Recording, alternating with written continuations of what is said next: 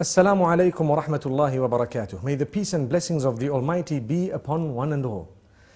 Today we will be discussing a very important topic connected to the tongue. The tongue, as you know, is a gift of the Almighty. It is very small in size, but it can create so much havoc and it can cause so much damage that more than any other organ of the body. So it's important for us to know that the Almighty has created this tongue. You know, some scholars say so beautifully, He has put 32 guards that are so sharp around that tongue so that we think 32 times before we actually utter. And it's amazing how the tongue is so small, it moves 1,001 times in a minute up and down, and yet it does not get cut by these sharp knives around. This is the gift of the Almighty. So consider it a gift. Use it as a gift. And the reason we say this is to concentrate more on a specific department of the use of the tongue, and that is when it comes to those we mix with, beginning or starting with our wives, our husbands, our family members, our relatives, and then those we interact with, our friends, and so on. What we should know is that the tongue has several different uses. One of them is to taste food, one of them is to speak, and there are so many other uses of the tongue that are there. Some we may know, some we may not know. It's amazing. However, remember, your respect as an individual is very closely connected to how you use the tongue. This is why the Messenger Muhammad, peace be upon him, says, every morning all the organs of the body call out to the tongue and say, fear the Almighty regarding all of us. It is through you that we are known, so be careful what you say. Amazing. Which means I have hands, I have legs, I have a brain, I have eyes, my whole body, my entire image, my identification. I am known as a good or a bad person based primarily on how I use my tongue. Have we ever thought of that? So if I use it correctly, I will be known as an upright individual. If I lie and swear, use vulgar language, scream and shout, they will know me as a bad person. But my legs have not committed a sin, my hands have not committed a sin, my hair and all the other parts of my body have committed no sin. The sin is committed by the tongue. And the tongue, yes, closely connected to the brain and all that, yes, correct. But ultimately it was the one used to relay what was within. This is why if you're not sure, don't speak.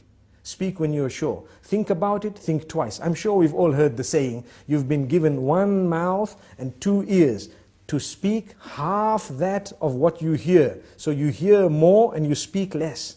Sadly, a lot of us love to speak. And we just want to say anything and everything, no matter how it sounds. Not realizing, did you know, it is an act of worship to think before you speak. You're actually rewarded, an act of worship. The Almighty becomes pleased with us when we think before we speak. And not just think, but think of how many different ways there are for me to portray or to say what I have in my heart, to convey that message. If I've got 5 different ways of wording it, I need to select the best, most effective, most beautiful manner, and then I will speak. And if I speak using that best and most effective manner, I will automatically be able to please my Maker, and I will definitely cause or create lots of harmony and peace in my surroundings. So very importantly, let's use the tongue correctly.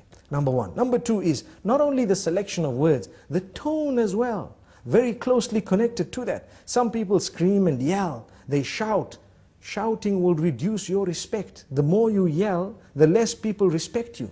The next time you say something, nobody will want to listen to you because you're used to screaming. And this is the whole reason that we say, speak with a tone that is audible, but a respectable term, meaning respectful tone.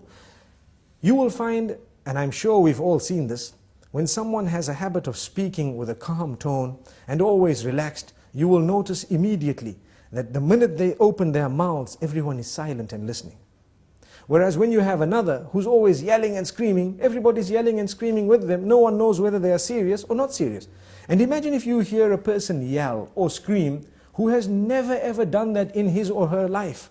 Automatically you would know that this is something very important because this person does not use this type of language or does not scream. Amazing. So this is the importance of the use of the tongue, how it gives the whole image of who we are just by its use.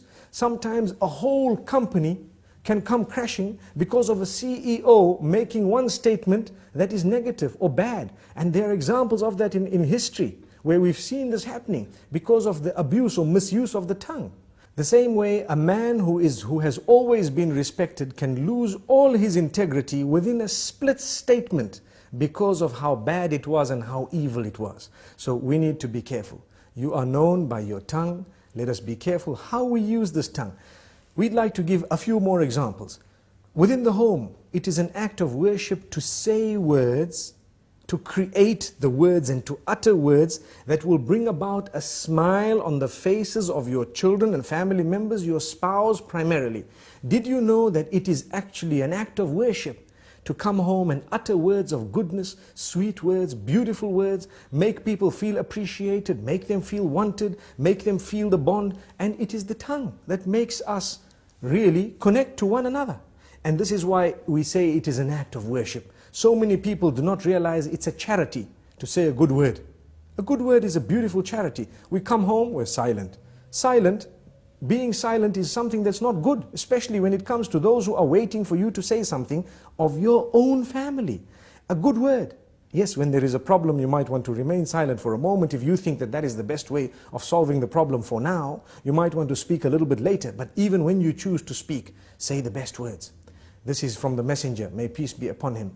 And we always tell people charity begins at home. Sometimes we are very careful of our tongues outside the door. Whereas when it comes to in the home, those who work for us, those who live with us, those who are the closest to us in terms of family and so on, they are so worried of us opening our mouths because every other word is a swear word. Every other word is a lie. Every other word is a word which is derogatory, defaming, which is disrespectful, which causes hurt and harm. Why should we do that?